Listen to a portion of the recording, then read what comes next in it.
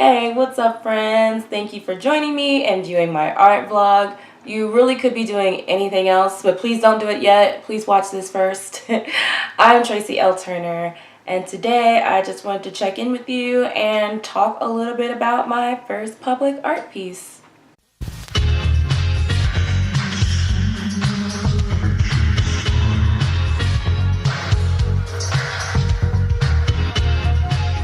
Alright, I won't keep you long today, or at least I'm going to try not to. I just wanted to pop in and let you guys know what's been going on over the last few weeks or since the last video. The biggest thing being that I got to paint my very first piece of public artwork, which is a huge deal for me. Last weekend, I got to paint it. It's chilling in downtown Reno right now near the event center and by a few of the casinos downtown. I'm not sure if I ever mentioned this on this channel before. Maybe I didn't, or probably didn't. I'm not sure why I didn't. Or you know what? I think what it is I'm kind of in this weird space in life and in my art life where I'm just a little bit shyer, especially about sharing things with people, the things I'm working on. I've been keeping a lot of things really close to the chest for whatever reason. I don't know. I'm just kind of going with it, even though it's a bit counterintuitive as a professional artist. I mean, one would like to or should want to share what's going on, but I don't know. I'm just being weird, but I'm mentioning it now. So yeah, earlier this year, there was a call for artists by the city of Reno to try to get some proposals to paint signal boxes around town. They've been doing this, you know what, I'm not sure how many years. I just know that since moving here, I've seen a few around town, and I've seen them send out calls for artists to do this, and I finally decided to submit a proposal and I got accepted. I'm going to put a picture of it somewhere on the screen for you, and and I'll also put links in the description box below so you can check that out elsewhere on the web. Perhaps that's something that I can address in another video. We'll see. Maybe. I don't know. It's a little, that might be a little too revealing, but also on the channel recently I uploaded an Instagram live feed that my friends and I did when I was painting the box last weekend. It was really fun, and it ended up being kind of like a mini block party of sorts, and it was a lot of fun. I really enjoyed it. It's a cool short little video. You should definitely check it out while you're here. Also, I want to give a big shout out to my wonderful, supportive, loving friends. You guys are some real ones. Thank you for everything. And yeah, so the idea for my design of the signal box stems from the realizations that I've been having about the struggles of being a Black woman or a person of color living in a mostly white space. I've been having to confront a lot of really heavy emotions surrounding that, and maybe in the last year or two, and it's something that I didn't really expect. So I've been having to navigate through that, and it's been playing a large part of my experience in living here. So it seemed like the perfect thing to paint, especially because it's going to be here. I mean, ideally, it's something that's going to live where it is for multiple years. I may or may not even still be living here at the during that time, but I don't know, and it's for the city, and I wanted to pull from a place that, I don't know, spoke to my experience in living here, something that really something that really stood out to me. And I don't know, I didn't want to do anything that was too safe about it. I mean, there's a lot that I love about living here and stands out to me, but I think the most moving thing, maybe is the word I want to use, or the most I'm on the spot right now and I can't think words. But anyway, the most moving thing, we'll just go with that thing that stands out to me, is that are those feelings that I have about living here as a Black woman. And it's also something that isn't specific to me. It was another thing that I've come to realize. I've talked with close friends, acquaintances, I mean, even strangers that are people of color, and a lot of those same sentiments are echoed across the board. And in getting this opportunity and submitting a proposal and thinking long term about this piece and what it can mean, not just for me, but for other people of color that live here or are going to move here. I mean, there are a lot of Black and brown faces that are starting to occupy Reno, probably, I don't know, maybe more than there's ever been from what I understand. And I don't know, I just thought that in expressing something that speaks to that experience for me, maybe that's something that could be shared with others that may either feel the same way or know people that feel the same way. And I don't know, I tend to not do work that that speaks to these feelings, really. I mean, it's just not something that I am normally interested in painting about, but it just seemed, I don't know, it seemed really important, especially during these times. And it's something that is within me that, I don't know, I figured that if I'm going to leave something here, or if I'm going to do something publicly that's going to be a statement from me, then it has to be real and it has to be bold. I mean, I could easily do something that is about the Reno Arch or tumbleweeds or the bars, or I don't fucking know. I could have easily done something about that stuff. All things I enjoy and speak to Reno itself, but it just didn't feel. It didn't seem to coincide with my voice, though. It just, I don't know, I think it would have been too safe for me to do something like that. And I don't want something that, again, would ideally be standing here for many years.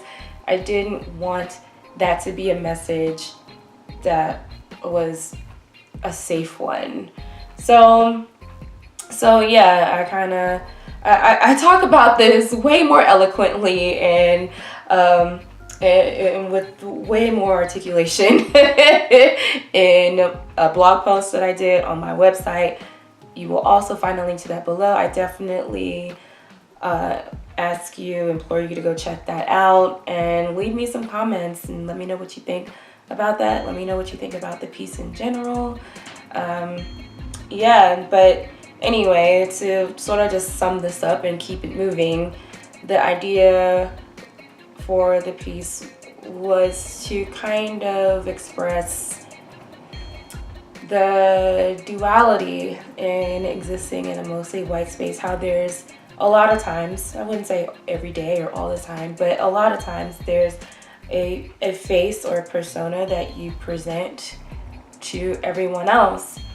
But then there's this other side, there's a frustration about having to do so. And it's a side that you can't always talk about, or it's just not something that is readily understood by people who never have to really deal with that on a racial level. I think a lot of us are put in situations where we have to feign a certain attitude or something like that in order to just make it through the day.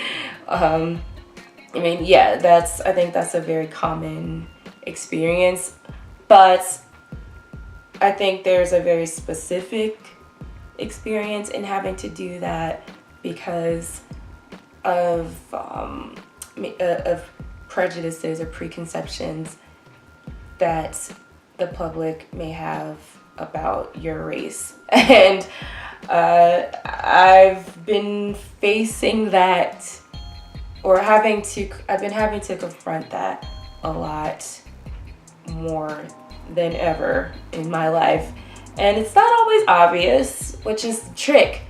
That's the trick. I mean, it'd be great if all of those things were obvious. I mean, not that it would make it that much better, but at least you kind of know what you're working with when something is more in your face. I think it's the more subtle things, the things that you see that you have to internalize. That's the shit that really can start to fuck with you, and it takes hold, and you have to just carry it with you. And sometimes those feelings exhibit themselves in a way that you may not always be able to identify. So anyway, again, I would ask you to just go read the blog post that I did on this. I think I was able to talk about that a bit better on there.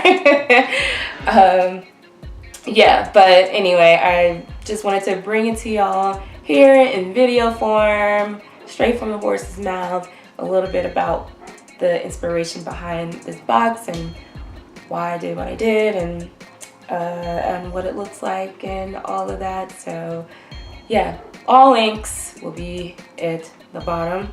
In other news, I have been able to do a little bit of new work since the last video.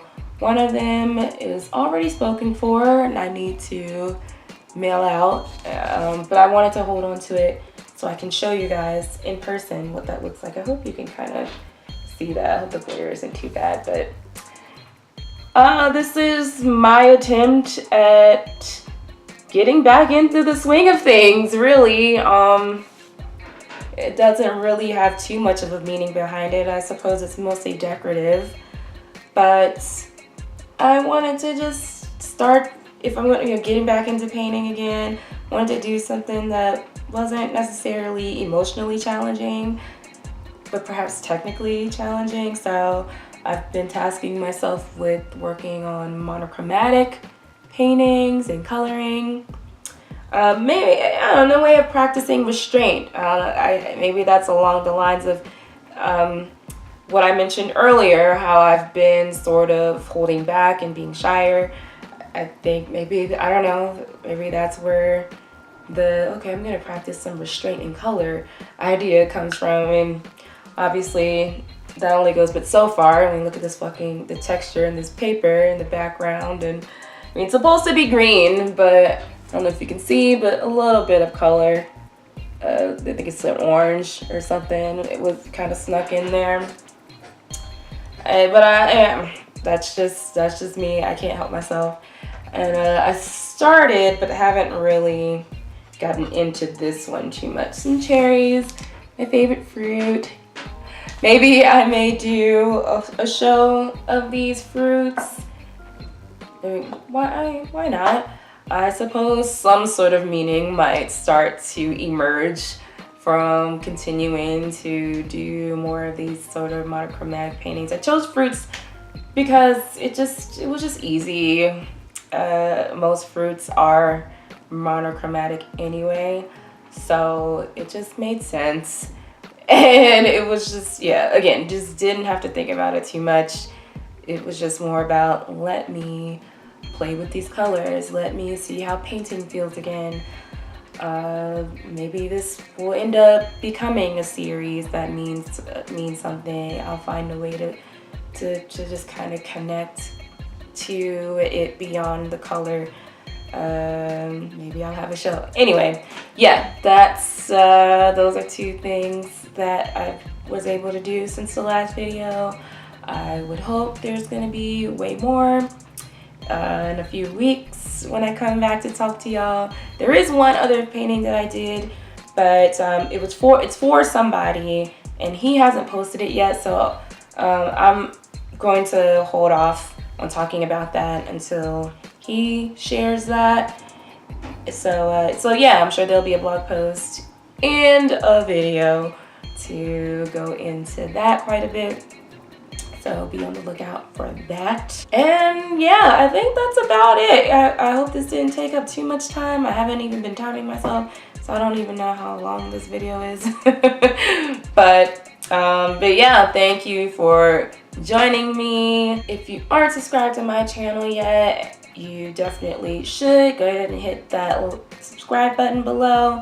These vlogs will be about on a monthly schedule now, so you want to be sure that you are subscribed so you can get the notification for when this little face is ready to be in your face again, which will probably be in the next 3 to 4 weeks. But if YouTube isn't your shit, I am online on a slew of other social media spaces: Facebook, Tumblr, Instagram. All links will be added for you below. And don't forget to check me out on my website, tracilturner.com, for all things me and my artwork. All right? Hope you have a good week. Thanks again for watching, and I'll see you next time. All right? Bye.